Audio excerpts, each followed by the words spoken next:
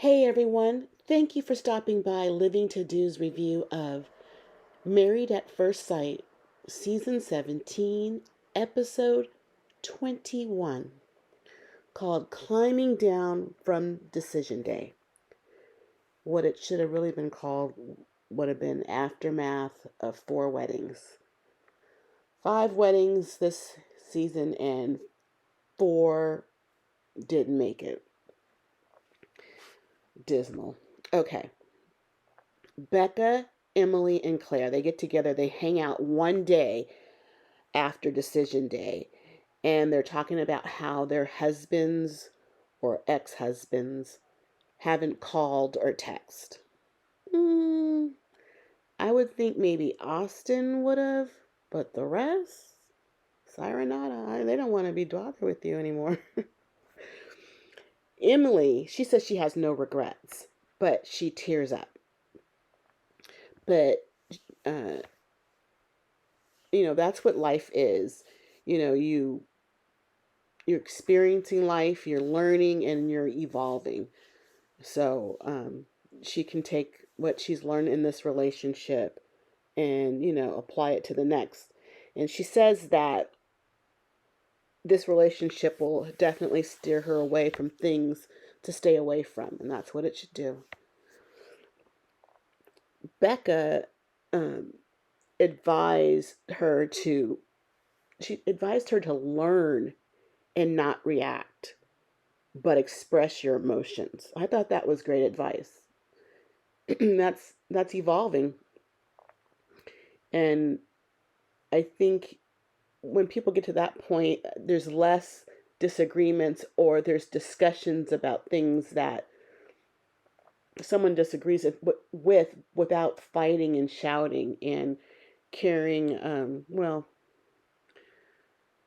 without holding it onto it, maybe.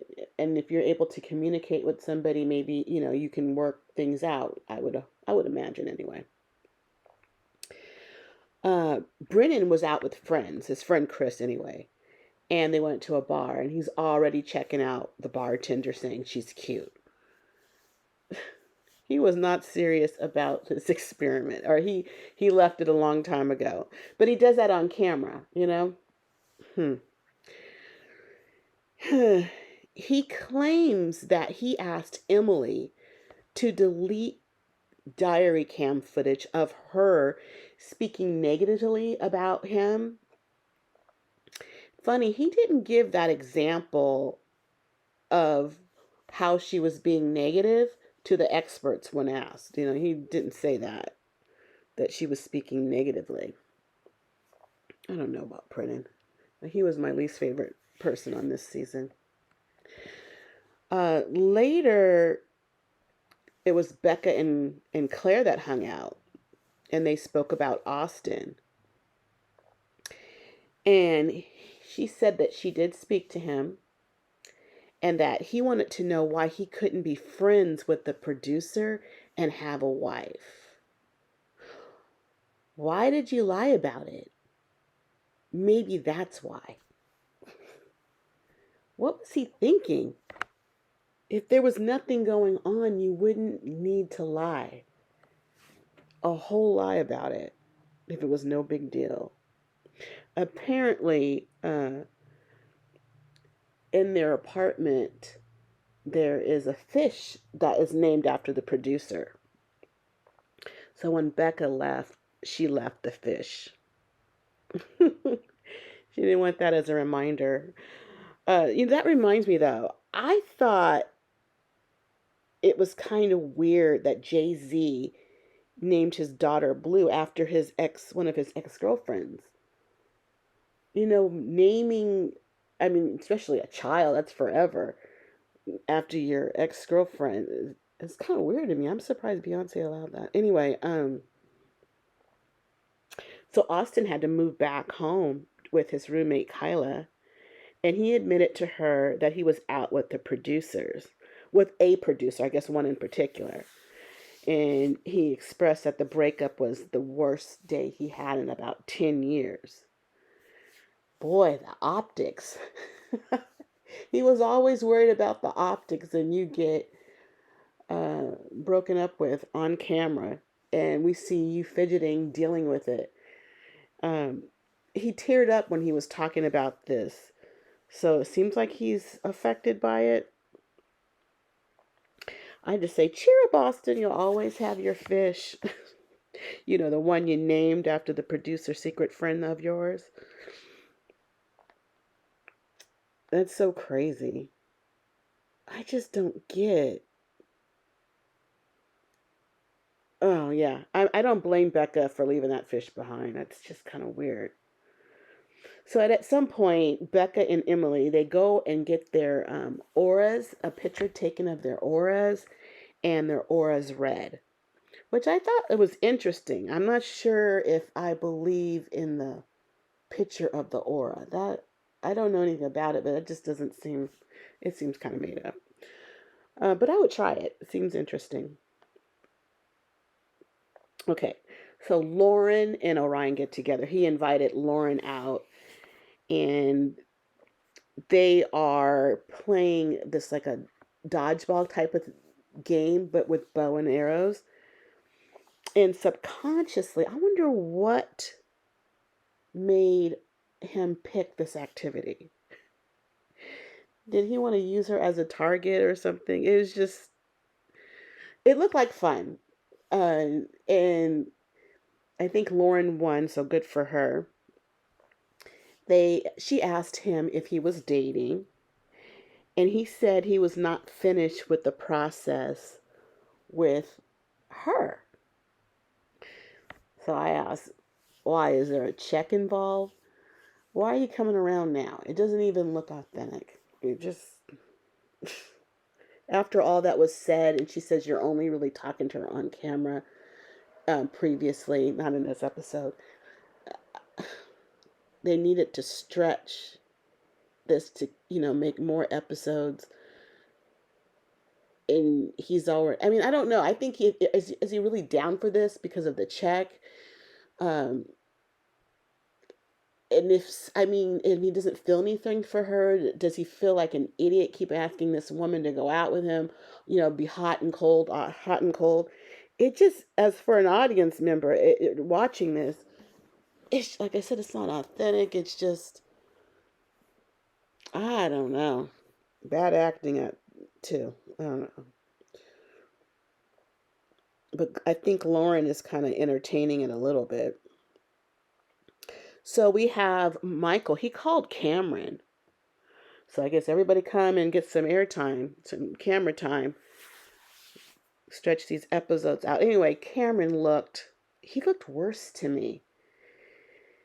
He looked like he was gaining weight, and that can't be healthy. That is a strain on your heart. He just looked like he just gained weight, and he didn't look like his breathing was where it should be either. And he offered some weird advice to Michael, saying after the experiment to be less married. And I just thought, huh? What does he mean? Was that edited weird? I didn't understand that. He said his feelings about Claire, that she lied, she manipulated him. Um, I guess he can see that now, getting away from her and looking back at the relationship, what she was really doing to him, and I see that too. She always acted weird. She just didn't. I don't know. She just acted strange. Well, Chloe and Michael, they go to an animal sanctuary, and it's where like all kinds of animals. There's a cow that has a wheelchair, and he's like, uh, I guess where they just take, I think, hospice for animals. And Claire's really into that. She wants one for herself in her future. Maybe not as big, not as many animals, because she's just very caring. She approaches the cow that has a wheelchair with tears. She's just, they have so many animals. Some people like the animals that are handicapped or need special attention. And she's just one of those people. In fact, she's telling Michael that she wants to be a foster mom to 5 foster children like teenage or older children, and she wants them to have their own bedroom, which is a lot. When Michael's probably thinking, how much would that cost? But I'm a foster mom of a teen, and it is not easy. And five of them, I mean, I can't imagine that. But Chloe has such a big heart that, maybe she can do that. Very caring heart. We learn from Michael that they had consummated their marriage after visiting that sex shop. That's like basically an activation button. And they had a 1 year anniversary, and Michael took her to a spa, and they get into a hot tub, and Michael takes off his swim trunks. Michael is really uninhibited. He's just very connected to his emotions, his body. I guess I can see him being that kind of person. So Chloe's asking, if tomorrow was decision day, what would your answer be? And he said, right now he has insufficient data on her, which kind of shocked her a little. She thought they were on the same page, and so, it's so funny. You don't know what people are thinking, and that's why you have this open dialogue. They get a visit from Dr. Pia because they're still in the experiment. And we learned that Michael still hasn't told his mother about the marriage, especially after the debacle of the first wedding. And that's weird to Dr. Pia. She wants to know why. I think maybe the mother, he's just protecting his mother's heart. Maybe she's hurting after seeing her son get embarrassed the way he did, which, secondhand embarrassment, you probably really feel for your child that way. So he wants to wait until, I guess decision day for him and Chloe to see, if it worked out. Then I guess, definitely, of course, has to tell his mom. And Dr. Pia is asking Chloe about this, and Chloe seems to be okay with this. And I think she's okay with this is because uh, she says this is the most mature relationship that she's ever had. And I think maybe this is an adult way of approaching it. Even his idea of living separately, after, not really separately, but keeping two homes because there's leases involved, and Dr. Pia doesn't think that's a good idea. Actually, I think Chloe would rather be living under one roof. And I don't know why Michael's giving that excuse. I don't know if Cameron got in his head about being less married. But that was basically it. It was just, I don't know, where are they now days after decision day? That's pretty much what this was. And since everybody broke up, it was just really, they're just piecing things together, trying to make an hour and a half show. But that's it for now. Please like the video and subscribe to the channel. I would really appreciate it, and I thank you in advance. And do check out my channel. I have other reviews on other TV shows, um, food reviews, room tours, and other things. So please stop by.